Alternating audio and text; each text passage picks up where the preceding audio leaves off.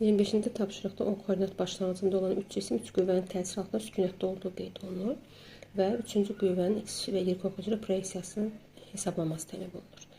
Bildiyimiz kimi, əgər sükunətdədirsə, vəzləyici qüvvə 0 olmalıdır. Baxın, F1 qüvvəsinin x oxu üzrə hər bir damada 1 newtonsa, x oxu üzrə proyeksiyası 2 damadır. Y oxu üzrə proyeksiyası 1 damadır. F2 vektorunun x oxu üzrə proyeksiyası -3, yəni 3 newton 3 damadır. Y oxu üzrə proyeksiyası 2 damadır. Bildiyimiz kimi, x oxu üzrə proyeksiyalarını vektorial cəm şəklində yazmalı, istiqamətlər nəzərə alınmalıdır. Hər üçünün cəmi əvəzləyicisi 0 olmalıdır. Birinci vektorun x oxu üzrə proyeksiyası 2 damadır. İkinci vektorun 3 dama, yəni -3.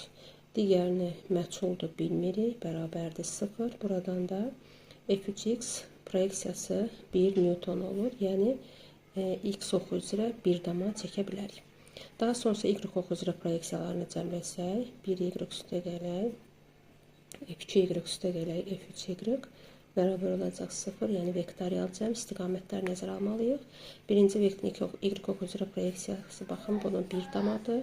Üstə gələk, ikinci vektorun y oxu üzrə proyeksiyası 2 damadır. Baxın, 2 dama. Üçüncü məchuldur.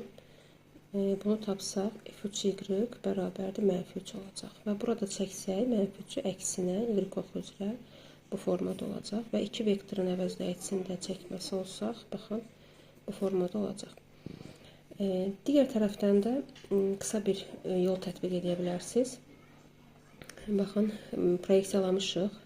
F1 1 dama, y oxu üzrə 2 dama x oxu üzrə, f2 2 dama yuxarı, 3 dama əksinə və burada əlavə olaraq çəksək, ikisinin əvəzləyicisi y oxu üzrə 3 newton olur. Hər x oxu üzrə proyeksiyası -3 və 2-dirsə -1 olur və bunların əvəzləyicisi bu istiqamətdə olarsa, sükunətdə olduğu üçün digər vektor əvəzləyicisi, daha doğrusu bu vektorun əksinə olmalıdır ki, sükunətdə qalsın. Yəni aşağıya doğru 3 dama, sağa doğru 1 dama olmalıdır.